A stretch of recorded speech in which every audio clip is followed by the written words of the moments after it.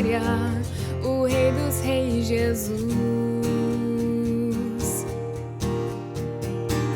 Com sua voz sacode a terra, em sua presença não há palavras. O Rei da glória, o Rei dos Reis, Jesus. Maravilhosa graça, seu infinito amor tomou meu lugar, a minha cruz levou, sua vida entregou para me resgatar. Pra sempre eu canto o que Ele fez por mim.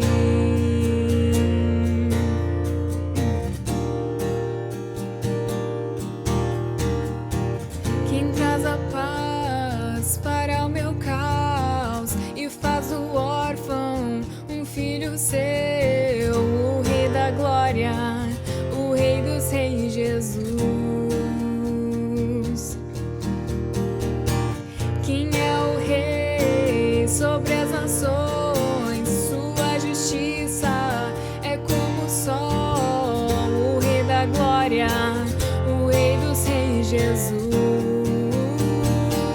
Maravilhosa graça, seu infinito amor tomou meu lugar, a minha cruz levou, sua vida entregou para me resgatar. Pra sempre eu canto o que Ele fez por mim. Digno é o Cordeiro de Deus, digno é o Cordeiro que a morte venceu. Digno é o Cordeiro de Deus, digno é o Cordeiro que a morte venceu. Digno é o Cordeiro de Deus, digno é o Cordeiro que a morte venceu. Digno é o Cordeiro de Deus, Ele é digno. Maravilhosa graça, seu infinito amor tomou meu lugar, a minha cruz levou, sua vida entregou para me resgatar. Pra sempre eu canto o que Ele fez por mim.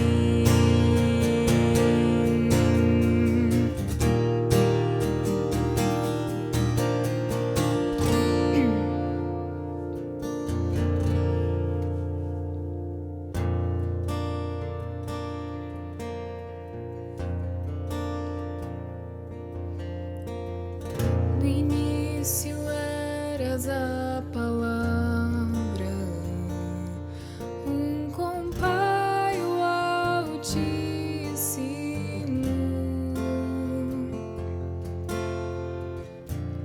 O mistério de tua glória, Cristo em ti se revelou.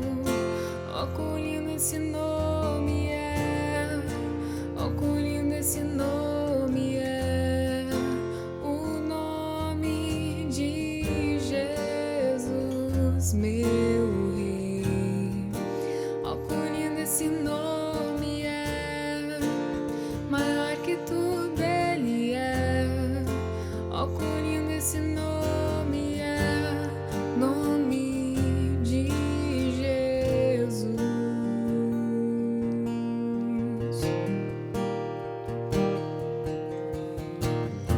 Deixou o céu para buscar-nos, veio pra nos resgatar.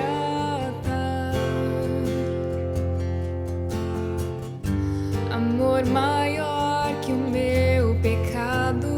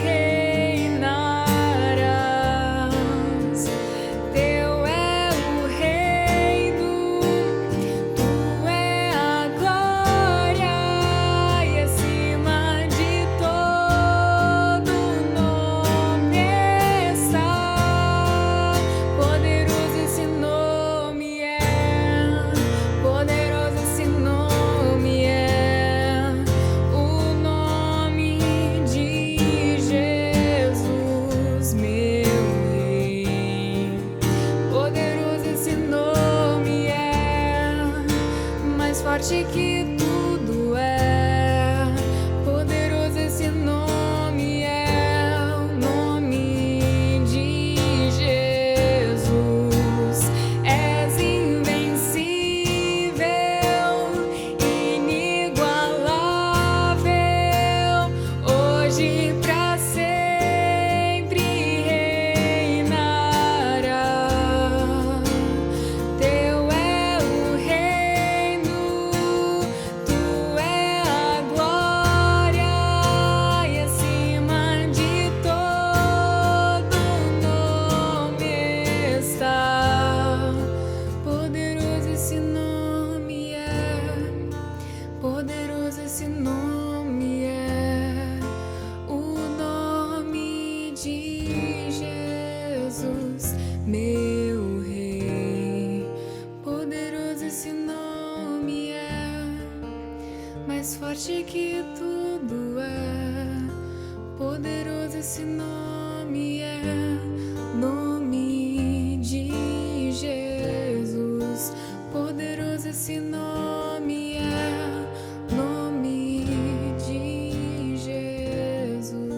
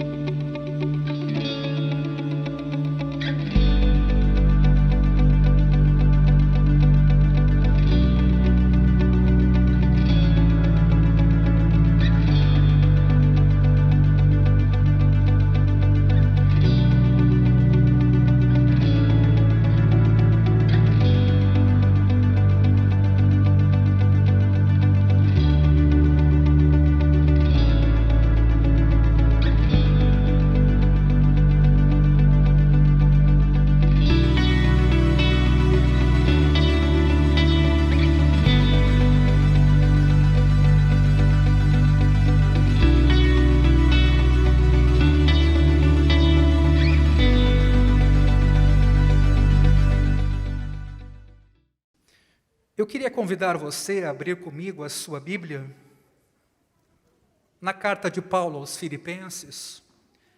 Nós vamos ler a partir do versículo 1 do capítulo 4. E nós vamos ir até o versículo 9. Nós iniciamos esse tema no domingo passado, online ainda, e vamos dar sequência ao assunto hoje. E o assunto é contentamento. Aqueles que não pegaram o sermão de domingo passado podem fazê-lo no nosso Facebook ou no nosso YouTube. E quem já viu, melhor ainda, nos acompanhará nos próximos passos. Então, Filipenses capítulo 4, a partir do versículo 1.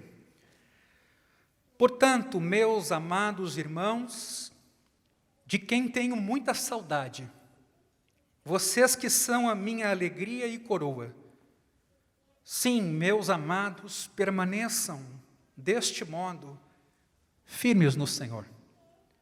Peço a Evódia e peço a Sintique que no Senhor tenham o mesmo modo de pensar. E peço também a você, fiel companheiro de jugo, que auxilie essas mulheres, pois juntas se esforçaram comigo no Evangelho, juntamente com Clemente e com os demais cooperadores meus, cujos nomes se encontram no livro da vida. Alegrem-se sempre no Senhor, outra vez digo, alegrem-se. Que a moderação de vocês seja conhecida por todos. Perto está o Senhor. Não fiquem preocupados com coisa alguma, mas em tudo sejam conhecidos diante de Deus os pedidos de vocês, pela oração e pela súplica, com ações de graças. E a paz de Deus, que excede todo entendimento, guardará o coração e a mente de vocês em Cristo Jesus. Finalmente, irmãos, tudo que é verdadeiro, tudo que é respeitável, tudo que é justo, tudo que é puro, tudo que é amável, tudo que é de boa fama. Se alguma virtude há e se algum louvor existe, seja isso o que ocupe o pensamento de vocês. O que também aprenderam, receberam e ouviram de mim, e o que viram em mim, isso ponham em prática, e o Deus da paz estará com vocês. Ora, no domingo passado, nós exatamente lidávamos com o desafio de Paulo preso, recomendando alegria para quem estava fora, mas direcionando essa alegria a Cristo. E Paulo aqui não está fazendo um apelo de alguém derrotado. Paulo não está aqui só falando de consolo. Paulo está dizendo isso porque, de fato, ele encontrou em Cristo essa satisfação que nunca havia encontrado antes. Eventualmente, alguém pode imaginar que recorrer a Cristo é uma espécie de calmante ou alívio para tensões que a gente tem no dia a dia. E que melhor então do que sofrer e se angustiar, bom, então vamos a Cristo. Mas a leitura de Paulo e a experiência dele é diferente. E ele encontrou em Cristo tesouro. Ele encontrou em Cristo satisfação. Ele encontrou em Cristo realização e, por que não dizer, contentamento, que aqui ele expressa com a palavra alegria. E tanta é a experiência que ele tem aqui nesse sentido, que ele recomenda para quem está fora, que não está preso, para que redirecione os fundamentos de sua vida, para que estejam em Jesus, e que toda alegria venha de Jesus e convirja para Jesus, e que a vida faça sentido em Jesus. E esse assunto, ele é delicado, ele é complexo de uma certa maneira, porque muitas das vezes, quando a gente veio a Cristo, ou quando Cristo nos trouxe para si mesmo, a gente veio com muita dor, sofrimento e necessidades. E a partir desse sofrimento, ou dor, ou necessidade, a gente encontrou nele perdão, cura, reconciliação. E muitas das vezes, tendo essa experiência, a gente voltou a seguir o nosso caminho, seguir a nossa vereda, até que de novo passamos por alguma situação delicada e difícil, e de novo então recorremos a Jesus. Então Jesus, nesse caso, vira quase que um instrumento, ao qual a gente recorre quando precisa, ao qual a gente busca quando tem necessidade, como um médico que a gente só gosta de frequentar quando está doente. É natural que seja assim. Mas o convite de Jesus é mais do que ser um médico para a doença de nossa vida. O convite de Jesus é para que venhamos a Ele e tenhamos tudo nele.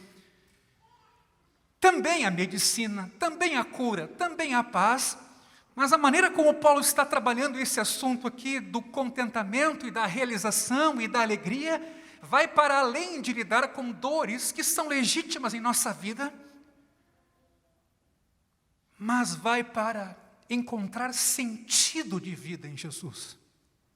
E isso não é viver uma vida antinatural ou viver nesse mundo como se não tivéssemos corpo, ou não trabalhássemos, ou não tivéssemos família, nada disso. Mas é fazer tudo isso, mas a partir de Jesus. É viver a vida a partir daquilo que Jesus fez em cada um de nós e pensar, por que a família existe? Por que a figura masculina, a feminina? Por que os filhos? Por que a vida funciona em sociedade? Qual o sentido do mundo e da vida? Talvez são essas as perguntas que Paulo está a fazer aqui.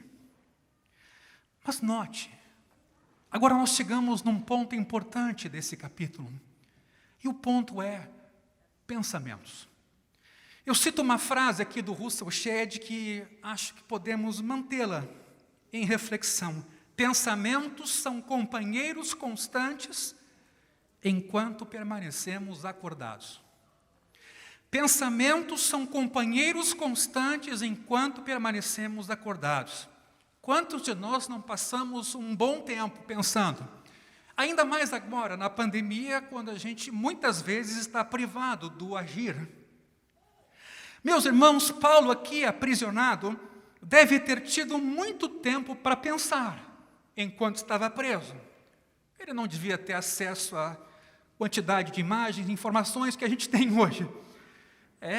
Sua cabeça se punha a pensar e refletir talvez até sobre o motivo de estar Paulo preso. A ansiedade com a qual nós lidamos no domingo passado, que é mencionada nos versículos 6 e 7, é resultado de pensamentos sobre possíveis acontecimentos desastrosos do futuro que amedrontam o indivíduo que dá lugar a todos eles, ou a todos esses pensamentos. E a nossa vida fica um turbilhão. É muita coisa. Basta pensar na função de marido, pai, vizinho, empresário, empregado, pastor, cristão. Quantas são as competências que a gente tem para desempenhar e como fazer isso hoje, nesse novo tempo? Sim, os pensamentos sobre coisas ruins que podem acontecer no futuro nos amedrontam, em especial quando nós os acolhemos, sem filtro, sem sabedoria. E aqui então Paulo recomendou que a oração é um ótimo remédio para quem vive desse jeito. Colocar todas as nossas necessidades e fazer de Deus o nosso companheiro, pedindo tudo a Ele e descansando nele. Mas não só quando a crise vem, mas vivendo na presença de Deus, preparados talvez para o dia mau. Mas há um lado positivo, meus irmãos, dos pensamentos. Um filho de Deus pode honrar ao seu Criador e Salvador, que lhe concede uma paz que não pode ser explicada humanamente, como vimos, uma paz que excede todo entendimento, concentrando a sua atividade mental em tudo que é verdadeiro, tudo que é respeitável, justo, puro, amável e de boa fama. Preste atenção nisso. Parece que cuidar dos nossos pensamentos e não somente das ações, por favor, ouça isso, é não somente possível, mas importante. Com a assistência do Espírito Santo que nos foi outorgado, também para santificar nossa mente, podemos vigiar os nossos pensamentos para que o louvor e aquilo que é virtuoso ocupe o nosso pensar. Então, de novo, a gente às vezes tem a ideia de que pensamentos são incontroláveis, que não há o que fazer, e quando muito a gente lida com as ações. E Paulo aqui está indo um pouco atrás para dizer que sim, é possível lidar com pensamentos. Como ele começa? A primeira ocupação da mente é com a verdade, o texto diz. Só devem passar pelas veredas da nossa mente pensamentos que não sejam hipócritas e falsos. Frequentemente nós nos encontramos em ambientes onde fofocas e rumores são espalhados. Criam-se suspeitas e dúvidas acerca de pessoas que raras vezes estão presentes para se defender. Mas o confronto, às vezes, imediato com os fatos, acaba corrigindo aquele que é fofoqueiro. Falsos pensamentos são gerados onde a verdade não é virtude valiosa. E eu queria que você guardasse isso. Falsos pensamentos são gerados onde a verdade não é virtude valiosa. O termo verdadeiro, meus irmãos, não define simplesmente, como muitas vezes imaginamos, fatos verídicos, mas aponta para aquilo que é genuíno. Jesus, por exemplo, reivindicou ser a verdade em João 14. Não no sentido de que ele era uma enciclopédia de informações. Não, mas como a pessoa fonte da realidade. É neste sentido que ele afirma ser a verdade.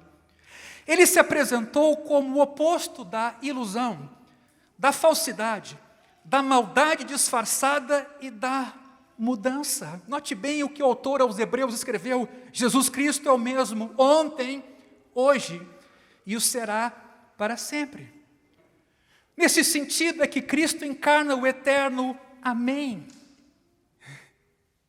Ora, o que diz Apocalipse 3,14, estas coisas diz o Amém, veja bem agora, vírgula, a testemunha fiel e verdadeira, o princípio da criação de Deus. Às vezes, para nós, verdade é muito no nível da informação, mas Jesus aqui está explorando uma outra faceta de verdade, no sentido da realidade. Pecado, meus irmãos, na sua raiz, não passa de mentira. Uma depravação da natureza santa de Deus. Consequentemente, conhecer a verdade, entregar-se a Cristo, liberta do pecado. Nos faz nascer de novo, nos faz livres. Jesus Cristo oferece em si mesmo eterna fidelidade. E aqui está o sentido do Amém. Ele oferece eterna fidelidade de Deus, que nos reconciliou por meio do seu Filho e não tem como negar a si mesmo. Pensar no verdadeiro, meus irmãos, seria manter na mente somente aquilo que é consistente com a natureza, vontade e lei do Criador. Então, substitua um pouco a ideia das informações para a ideia da realidade, em oposição à ilusão, à hipocrisia e ao mascaramento. E é neste sentido que a ética cristã, quando fala de verdade, integridade e honestidade, deve ter entre nós cristãos enorme valor e importância. Paulo prossegue do termo verdade para respeitabilidade. Note, pensar no que é respeitável comunica a ideia de limitar a entrada em nossa mente aquilo que é nobre. No grego é semna. Conceitos paralelos como venerável, sério, digno de reconhecimento elevado, também fazem parte daquilo que é respeitável. Note como esse termo se destaca nas cartas pastorais. Por exemplo, o pastor deve criar os seus filhos sob disciplina com todo o respeito. Os diáconos devem ser respeitáveis, vírgula, de uma só palavra. Bem como as mulheres não devem ser maldizentes, até os idosos em Tito são endereçados, porque devem ser também respeitáveis. Apresentando essa qualidade como uma manifestação de seriedade moral, tanto na sua intenção, naquilo que é interior, quanto no seu comportamento, naquilo que é exterior. Meus irmãos, uma piedade que se manifesta numa vida ordeira está em vista aqui. E ninguém está falando de perfeição, ninguém está falando aqui de um alvo inatingível, mas estamos falando de uma transformação que vai acontecendo na vida do cristão, onde Cristo passa a viver e reconfigura nossos parâmetros e nossa ideia de vida. É disso que se está a falar num novo nascimento, numa regeneração e numa conversão. Pensar naquilo que se qualifica pela nobreza e dignidade nos protege de pensamentos maus. Quando você valoriza aquilo que é nobre e digno, você repele aquilo que não é bom. Manter uma mente sadia também tem a ver com as pessoas com quem andamos, com os diálogos que estabelecemos, com os amigos que fazemos e que tipo de amigos nós temos. Tem a ver também com o que lemos, ouvimos e assistimos. Meus irmãos, será que não temos sido ingênuos e imprudentes, oferecendo nós mesmos, nossas mentes à escravidão e de forma deliberada? Sujeitando-nos àquilo que acabamos apreciando? E aqui eu cito um texto muito conhecido de todos nós. Provérbios 4, 23, que na Nova Almeida atualizada diz, sobre tudo que se deve guardar, guarda o teu coração, porque dele procedem as fontes da vida, e veja como na nova tradução da linguagem de hoje esse texto é posto. Tenham cuidado com o que você pensa, pois a sua vida é dirigida pelos seus pensamentos. E não nos iludamos a esse respeito. Nós temos um laboratório aqui, nós temos uma fábrica, nós temos um maquinário todo trabalhando o tempo inteiro, sem parar, que consciente ou inconscientemente gera comportamentos, ações e reações a partir desse laboratório. E talvez é nesse sentido que Paulo está dizendo que a paz de Cristo guardará a nossa mente, o nosso coração nele, porque precisamos de um guarda respeitável para dar conta dessa grande fábrica. Paulo vai para um outro tema, que é o tema do pensamento sobre o que é justo. A justiça deve cercar os pensamentos dos cristãos como os muros de uma cidade medieval que lhe dão muita proteção. Paulo escolheu esse termo para englobar o mais amplo conceito do que é certo, do ponto de vista divino. Falar hoje em certo e errado é politicamente incorreto. Você é capaz de ser caçado ou cancelado se você falar nesses termos em nossos dias. Mas Deus, sendo absolutamente justo em sua pessoa, revela na sua lei a justiça que Ele exige das Escrituras formadas segundo a sua imagem e aptas a reproduzirem a sua pessoa. Desse padrão divino, os seres humanos deduzem o que representa o certo e o errado. Há uma origem do certo e do errado. Não estamos perdidos. A lei pode ser justa, mas se o nosso pensamento não se apegar com profundo amor aos mandamentos do Senhor, seremos controlados pela força do mal que nos conduz contra a nossa própria vontade. Romanos 7 diz isso textualmente. A retidão no pensamento, meus irmãos, renuncia às imaginações da carne em que outrora nós andávamos, mortos em delitos e pecados. Ora, o dilúvio aconteceu porque o Senhor viu que a maldade das pessoas havia se multiplicado na terra e que todo o desígnio do seu coração era continuamente o mal. Jesus também enfatizou que os ritos de purificação religiosos não adiantam enquanto não se efetua uma transformação radical na fonte dos maus desígnios. Por isso, pela ação do Espírito, a mente cristã pode ser capturada para servir a Cristo. Isso, de fato, é um milagre, algo que só Deus pode fazer. Ainda que ninguém tenha o direito de instruir o Senhor, Paulo escreveu na primeira carta aos Coríntios que nós temos a mente de Cristo. Somos filhos de Deus e pela renovação da mente, rejeitamos os pensamentos moldados por este século, para então experimentarmos a boa, perfeita e agradável vontade de Deus. Meus irmãos, sujeitando-nos ao poder do Espírito, podemos levar todo pensamento cativo à obediência de Jesus. Por isso, tudo que é justo não visa simplesmente ocupar a mente com ideias nobres de líderes humanos que já tiveram prêmios Nobel de literatura, de paz. É preciso que nos ocupemos com a purificação de nossas mentes do pensamento egocêntrico, encarnando a mente de Cristo, que veio servir e veio dar a sua vida. Paulo pula então para um outro tópico importante sobre a pureza. Pureza indica limpeza ou sem contaminação. Paulo usa a expressão, por exemplo, virgem pura, quando pensa na igreja como esposa que só tem um marido, que é Cristo. A palavra pureza no Novo Testamento pode ser usada tanto para a pureza sexual como para a observação santa do culto a Deus, uma pureza ritual, quando o coração é leal e é singelo diante de Deus.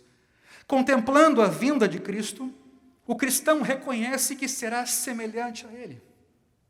E aí João diz assim: todo o que tem essa esperança nele, veja bem, purifica a si mesmo, assim como Ele é puro. Veja bem, todo aquele que tem essa esperança em Cristo purifica a si mesmo, assim como Jesus é puro. A lavagem dos pés dos discípulos depois da última ceia foi praticada por Jesus para simbolizar a necessidade de um arrependimento contínuo. Como é legal quando você divulga ou prega a palavra num dado momento ou numa dada reunião e as pessoas tomam para si a palavra e não começam a pensar em outros. Como é importante que a gente veja o endereçamento da palavra para nós e não para o outro. E a lavagem de pés dos apóstolos indicava isso a eles. Eles precisariam confessar os seus pecados e se arrependerem.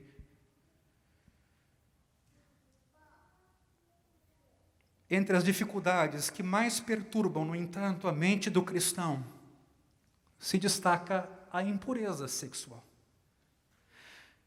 Essa dificuldade encabeça as listas dos pecados nas epístolas que os seguidores de Cristo devem mortificar. E eu a cito: prostituição, impureza, imoralidade sexual, desejo maligno e avareza. Tanto Colossenses como Efésios como Tessalonicenses abordam isso bem. Nossa cultura ocidental estimula o pensamento impuro por todos os meios de que dispõe. E a pornografia nunca foi tão acessível e intensamente desfrutada como nos dias atuais. Aos Tessalonicenses, Paulo escreve, por exemplo, que o pensamento impuro caracteriza aquele que não conhece a Deus, e ele cita ali os gentios. Representa uma ofensa contra Deus, e Paulo diz: não ficará sem punição. Paulo escreve: nesta matéria, ninguém ofenda nem defraude o seu irmão.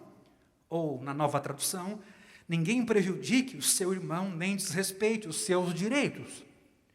Porque contra estas coisas, como antes já avisamos e testificamos, o Senhor é vingador, pois Deus não nos chamou para a impureza, e sim para a santificação.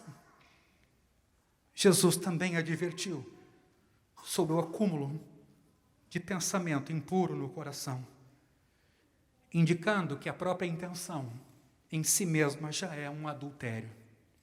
A seriedade do pecado mental também pode ser verificada nas palavras que Jesus usa: se o teu olho direito leva você a tropeçar, arranque-o e jogue-o fora. Veja, olho. Não necessariamente uma ação, mas uma intencionalidade direcionada ou instrumentalizada pelos olhos. Porque é preferível que você perca uma parte do corpo do que tenha o corpo inteiro lançado no inferno. Chama a atenção a última petição do Pai Nosso aqui: não nos deixes cair em tentação, mas livra-nos do mal. Meus irmãos, pensar em tudo o que é puro implica em tomar atitudes práticas que não nos exponham àquilo que é maculado e àquilo que é degradante. Paulo continua em Efésios 5, que a imoralidade sexual e toda impureza ou avareza não sejam nem sequer mencionadas entre vocês, como convém a santos. Por que não convém? Não usem linguagem grosseira, não digam coisas tolas e indecentes, pois isso não convém. Sabe, a minha mensagem nessa noite pode ter um tom moralista até, pode ter um caráter bastante moral. Mas a verdade é que nós estamos vivendo um tempo da igreja no Brasil em que a graça, talvez mal interpretada, levou as pessoas a uma irresponsabilidade com aquilo que Jesus deu a cada um de nós. É claro que nós somos pecadores. É claro que nós temos falhas. É claro que nós erramos e há dificuldades consistentes e complexas e que são muito pessoais de cada um a partir de suas vivências e histórias.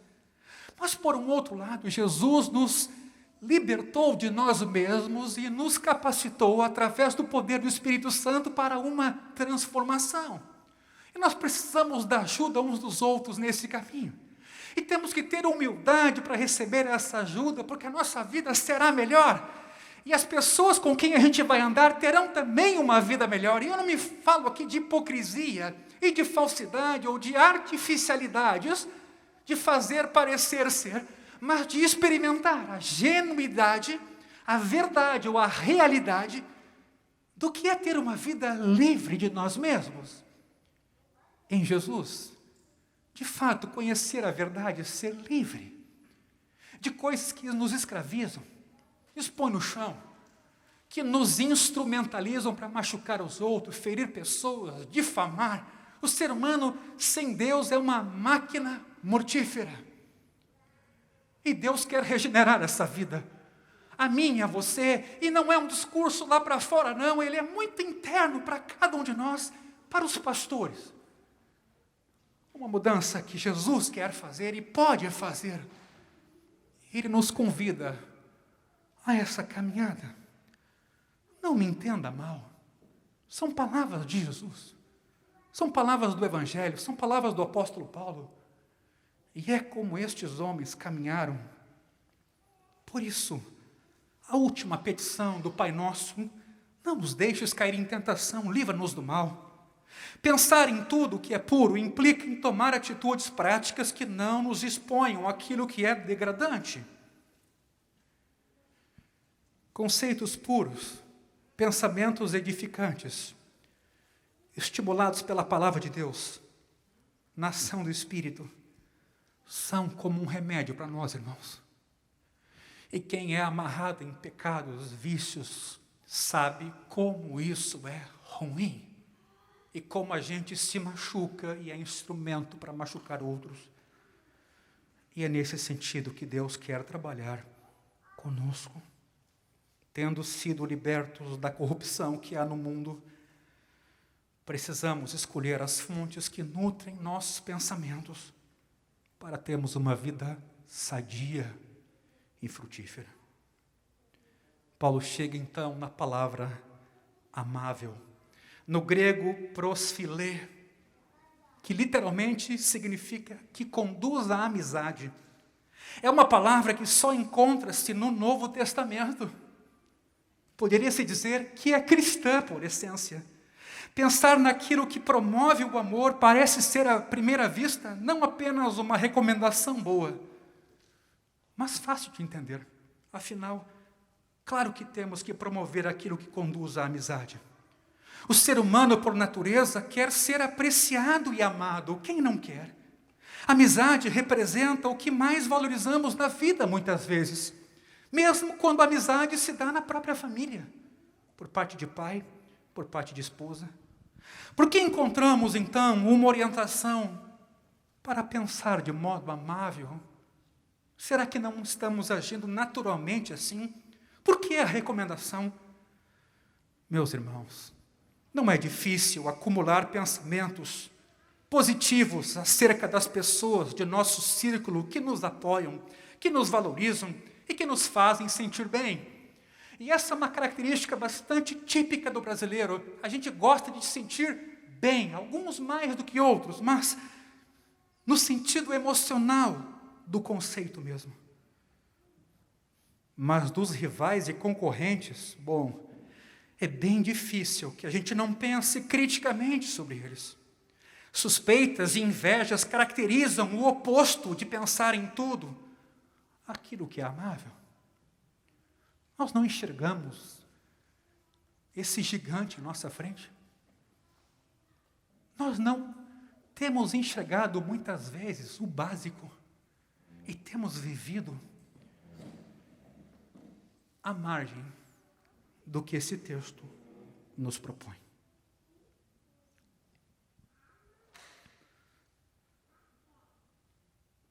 pelo grande número de palavras que Paulo usa para descrever as obras da carne que separam pessoas, e veja que interessante isso, devemos concluir que a mente está mais disposta a pensar de forma inimiga do que pensar amavelmente.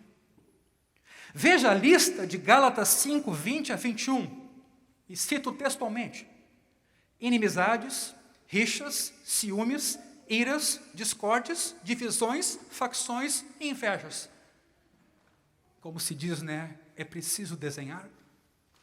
É evidente que nós temos esses desafios no casamento, na família, numa comunidade, num condomínio, em qualquer lugar.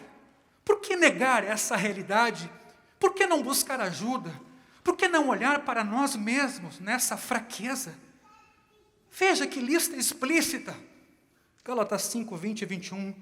Inimizades, rixas, ciúmes, iras, discórdias, divisões, facções, invejas. Obras da carne. Todas essas obras são más, mas infelizmente aparecem no relacionamento entre irmãos numa comunidade da graça e exteriorizam o que, na verdade, meus irmãos, se passa na nossa mente o tempo inteiro. E é por isso que essas coisas convivem conosco, porque a gente não lida com o coração ou com o nosso pensamento. Fazemos de conta que não está acontecendo, mas já estamos divididos, já estamos machucados, já estamos afastados, já estamos desconfiados, já estamos fatiados. Apenas não queremos lidar com isso, não queremos falar, mas encapsulamos esses pensamentos que são cadeias em nossa vida, nos afastando uns dos outros. Como é possível crescer assim e ser livre? Como é possível amar se estamos presos naquilo que nós cativamos e alimentamos o tempo inteiro? Ou quando falamos, ou quando pensamos. E ainda, às vezes, arrumamos amigos para fortalecer esse tipo de cadeia em nossa vida. Não se engane. Isso é uma obra da carne. E Paulo diz que a obra da carne leva à morte. A lista é grande, sim, mas predominam os pecados sociais a nível relacional. Essas inclinações têm que ser enfrentadas. Não podem ser ignoradas, nem quando a palavra é usada como pretexto. Através da ação da palavra de Deus e do Espírito Santo em nós, é possível mortificar essa velha natureza, para que os frutos do Espírito nasçam em nós.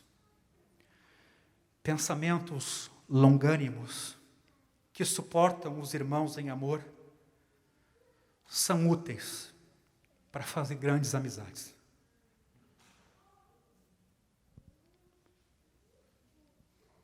Perdão oferecido na mente e em seguida em palavras, sinaliza o perdão que todo crente também quer ter para si.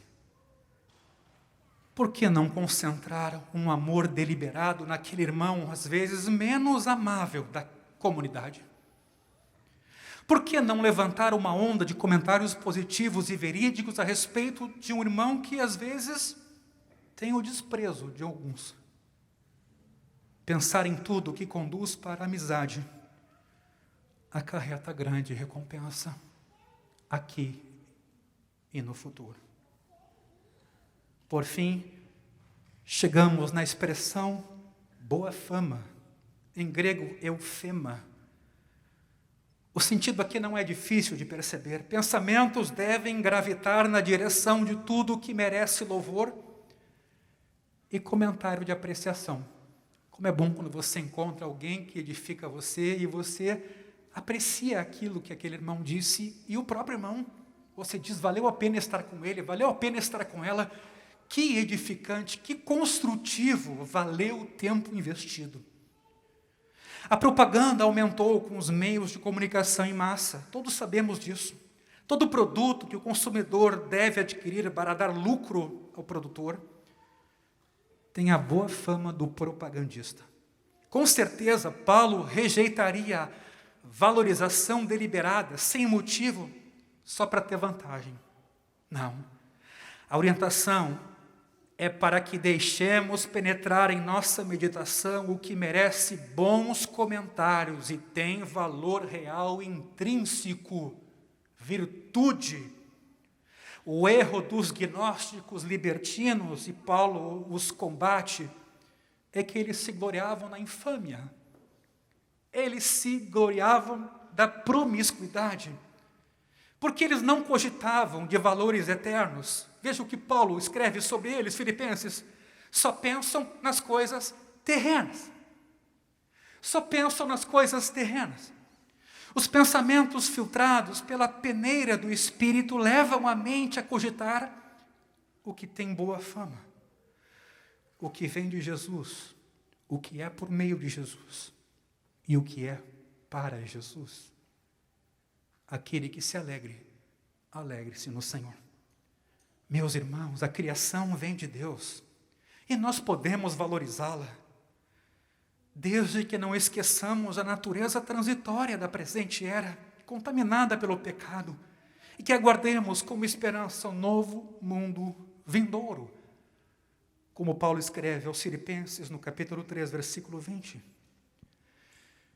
Para completar a lista de qualificações de um pensamento cristão sadio e frutífero, Paulo faz duas restrições. Primeiro, deve haver louvor surgindo da atividade cerebral.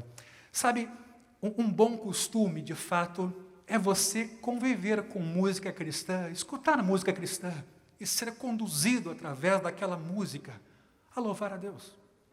Porque se não é essa música que ocupa o teu pensamento, é um outro comentário nem sempre virtuoso, talvez mais negativo, mais polêmico, mais ácido, mas se você ocupa o seu pensamento com a Escritura, ou com a oração, ou você põe músicas cristãs para ouvir em casa quando pode, ou no carro, você vai notar um direcionamento no seu pensamento.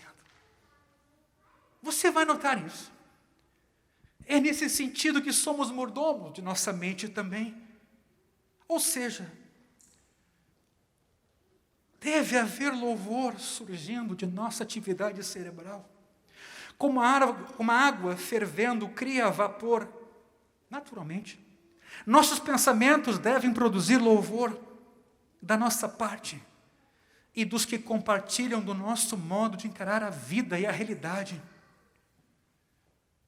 E Paulo recomenda mais uma coisa.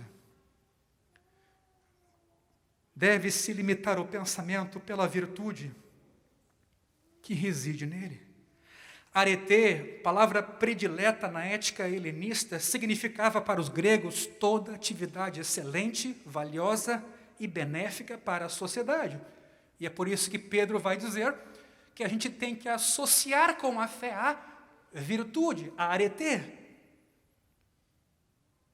Um autor chamado Lightfoot, de Novo Testamento, achou que Paulo aqui apontava para qualquer valor que ainda, por acaso, residisse no conceito pagão de virtude. O amor que une uma família seria um bom valor que não deve ser renunciado só porque é reconhecido como virtude na ética de pagãos. Ou na ética dos antigos. Assim, meus irmãos, o cristão não deve deixar a mente acumular pensamentos inconvenientes e de forma descontrolada, do tipo, deixa a vida me levar.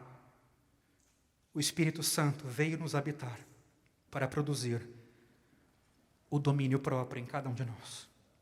E ele começa no coração, filtrando os nossos pensamentos. E veja que interessante como termina essa pequena perícope no versículo 9. O que também aprenderam, receberam e ouviram de mim, e o que viram em mim, isso ponham em prática. Por que é preciso recomendar isso? Quantas foram as vezes em que eu escutei essa frase, vamos andar juntos que as coisas vão para o seu devido lugar?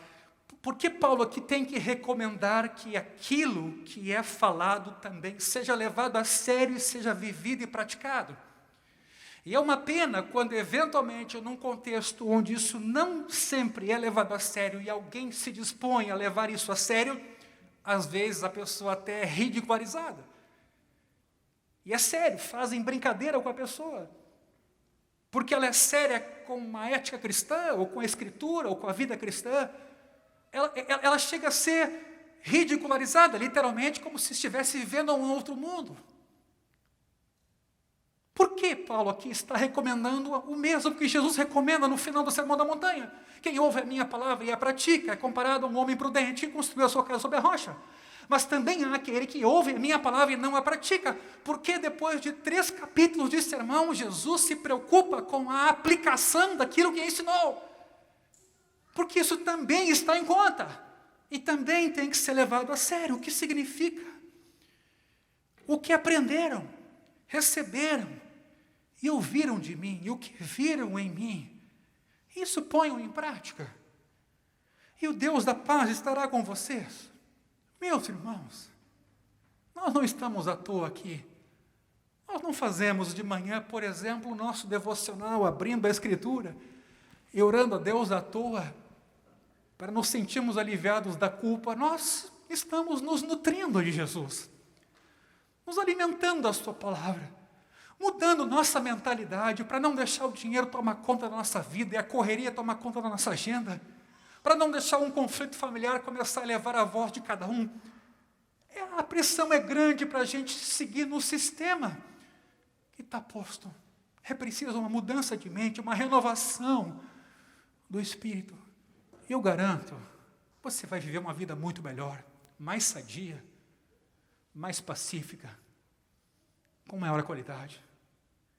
Porque disso que se trata aqui não é só de vida eterna, é de uma vida sábia, de ser feliz, de ter saúde em todos os sentidos, uma saúde verbal, uma saúde emocional, uma saúde física, uma saúde para todas as áreas da nossa vida.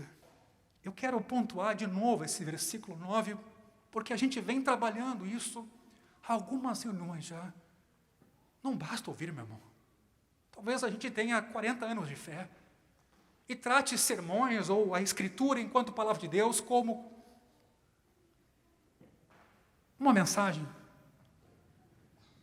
E eu sempre lembro aqui do que Paulo escreveu aos Tessalonicenses. Ele escreveu: vocês, quando ouviram a palavra que eu trouxe a vocês, não a acolheram como palavra de homem, porque de fato não é, mas acolheram como palavra de Deus, e esta palavra está operando eficazmente em vocês. Meus irmãos, eu fiz teologia, eu fiz mestrado em teologia, mas eu deixaria tudo isso para trás para seguir Jesus e a sua palavra e caminhar com Ele nas coisas mais simples do dia a dia. Aliás, tem gente que faz teologia que faz um péssimo serviço para a fé cristã. Um péssimo serviço. E eu queria que fossem menos os exemplos, mas não são. Porque a ciência, se é que se pode usar esse termo, mas o estudo da Escritura sistemático, considerando história e prática, visa nos ajudar para seguirmos Jesus, para andarmos nos seus passos e para vivermos uma vida melhor aqui na terra. A minha oração, retomando esse culto presencial, é que Deus faça isso na nossa comunidade e que faça isso em outras comunidades e que nos transforme, o Senhor, para valer, sabe? Mas não é para inglês ver, é para Jesus ver. E como consequência, para as pessoas também poderem perceber e terem uma esperança de uma nova vida. Terem esperança de casar, por exemplo, e de criarem filhos, e não enlouquecerem imaginando que esse mundo está louco, não dá para ter filho, não. Que elas vejam famílias consistentes, que temem a Deus, e onde vale a pena ter família e ter filhos. Onde casar não é prisão. Onde casar é aprendizado. É desfrute de amor. é companheirismo. É um jeito que Deus também escolhe para nos santificar. Eu quero, no domingo que vem, aí sim, lidar com os versículos 10 a 13. Um texto importantíssimo, na sequência do que Paulo vem trabalhando. Mas note, há uma sequência. Há uma sequência aqui. E essa sequência passa pelos nossos pensamentos. Então baixa a tua cabeça esta noite.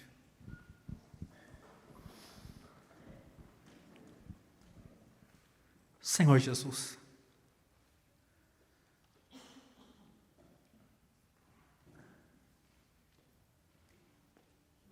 enquanto manifestação da verdade, enquanto manifestação da vida plena, nós te agradecemos porque o Senhor vive em nós pela fé. Estávamos mortos em nossos delitos e pecados, sem esperança, sem Deus no mundo. Éramos uma comunidade para quem a aliança abrâmica não tinha sentido. Éramos os pagãos, tateando na vida, buscando sentido nela. Mas o Senhor prometeu que através de Abraão e da aliança feita com ele, todas as famílias da terra seriam abençoadas. E um dia o Senhor me salvou, me regenerou, me perdoou, me deu do seu Espírito, me libertou da escravidão do pecado, para que eu fosse verdadeiramente livre. Jesus me ajuda nessa caminhada que se mantém aqui na terra. Ilumina os meus caminhos, me capacita nas minhas dificuldades. Ilumina a minha mente, o meu coração e me perdoa. Sempre porque eu sou um pecador. Sempre porque eu luto contra aquilo que continua tentando me fazer escravo, mas no teu Filho eu fui livre.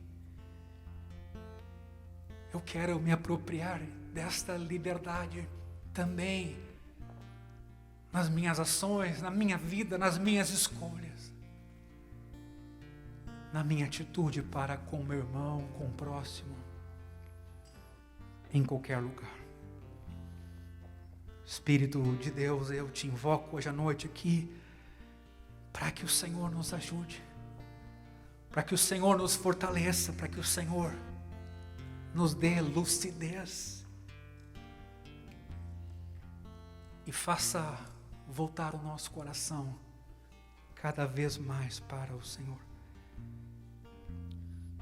Que o teu sangue precioso, aquele que nos purifica de toda iniquidade, esteja sobre nós em cada momento, em cada novo desafio. E ao mesmo tempo que o poder do teu Espírito nos impulsione para uma vida livre, uma vida pura, uma vida respeitável, justa, uma vida que compartilha do teu amor e da tua graça. Pai, abençoa essa comunidade, abençoa as nossas famílias, abençoa os nossos jovens, crianças, adolescentes, avós e avós, e em todas as coisas teu nome seja glorificado. Em nome de Jesus.